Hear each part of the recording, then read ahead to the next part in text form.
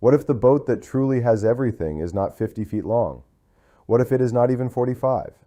What if the smallest trawler that genuinely checks every serious cruising box comes in just under 40 feet and backs up every claim with a lap around the planet? That is the question this video is here to answer.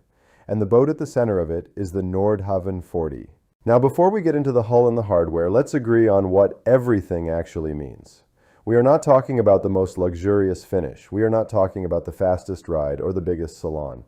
Everything, for the purposes of this conversation, means 5 things packed into one small hull: real offshore capability, long-range fuel economy, genuine redundancy in the propulsion chain, systems you can actually service, and enough onboard livability that 2 people can stay aboard for weeks or months at a time, not just a long weekend. Most boats under 40 feet can deliver 1 or 2 of those. Some can stretch to 3.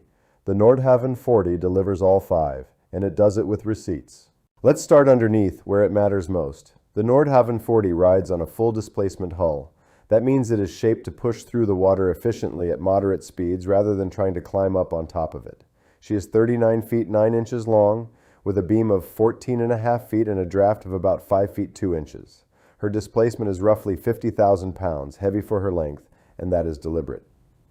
Tucked inside the hull is approximately 4,000 pounds of internal lead ballast, glassed permanently in place. That weight is not cargo, it is stability. It keeps the center of gravity low and helps the boat track straight in open water. The underwater shape tells the same story. The designers gave her high bow buoyancy to resist plunging into head seas, a moderate depth forefoot for a smoother entry, a long keel for directional stability, and a large protected rudder that is shielded from debris and lobster pots by the keel ahead of it. Every one of those choices points in the same direction. This hull was drawn to go offshore, not just to look like it could. Now, range. This is where the numbers get interesting. The Nordhavn 40 carries 920 gallons of diesel, 220 gallons of fresh water, and 68 gallons of black water holding capacity. At a quiet 6 knots, a comfortable displacement cruise, she burns roughly 1.6 gallons per hour. Do the math on that fuel load, and you reach a published no reserve range of about 3,450 nautical miles. Push her to 7 knots, and the range is still nearly 2,500 miles. Even at 8 knots, where fuel consumption climbs to around 4 gallons per hour, she still carries over 1,800 miles of range. Those are not marketing estimates. They come from a performance table generated during an actual circumnavigation, a 7-month, roughly 24,000-mile voyage around the world that the builder used as a validation exercise for the production boat.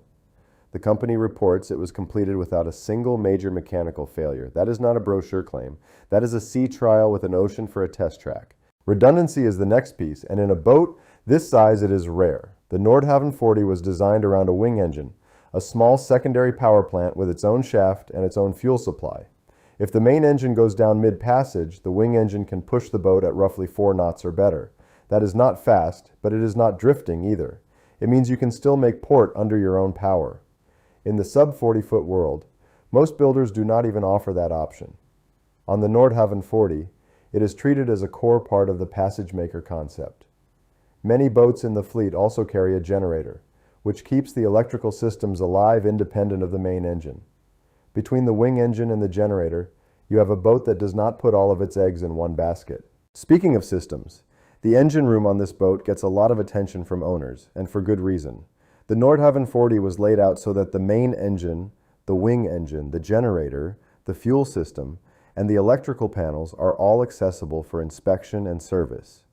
The fuel system uses a gravity-fed arrangement with a supply reservoir and sight gauges so you can measure consumption and monitor fuel quality without guesswork.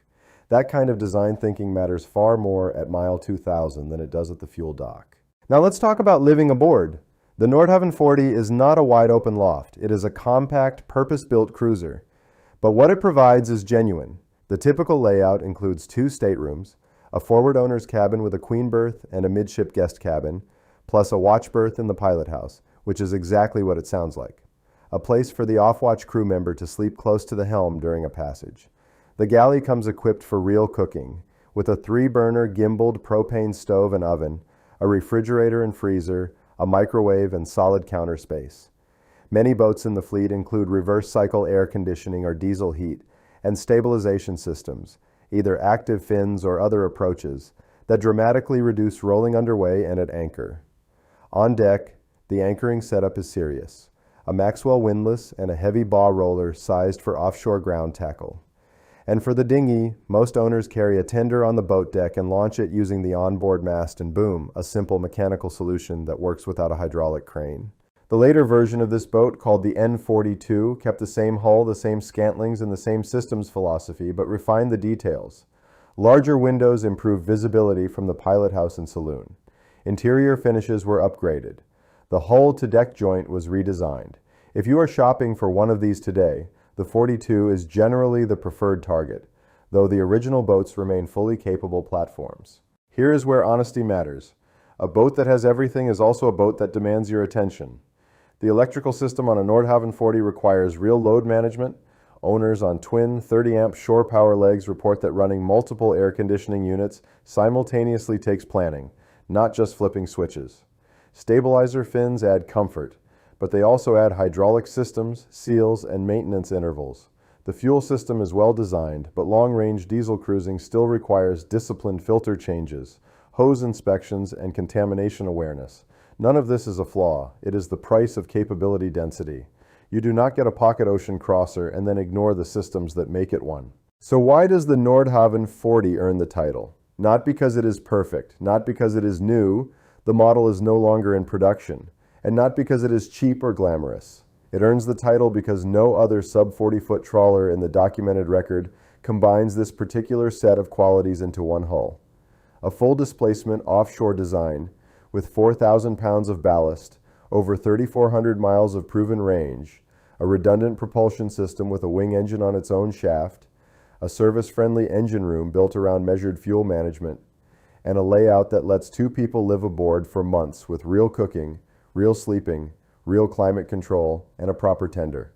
That is what everything means in a boat this size. Not luxury, not speed, not size for its own sake. Capability. Real proven, maintainable capability packed into 39 feet and 9 inches of purpose-built trawler. There are bigger boats that cannot offer this. There are newer boats that do not even come close. It was not designed to impress you at the boat show. It was designed to bring you home. And that is exactly why, after all these years and all the boats that have come and gone since, the Nordhavn 40 still earns the title, the smallest trawler that has everything. If this video gave you something to think about, go ahead and hit the like button. It genuinely helps the channel more than you might expect. And if there is a boat you want me to break down next, drop it in the comments. I read every single one, and your suggestions are what shape the next video. Until next time, fair winds and following seas.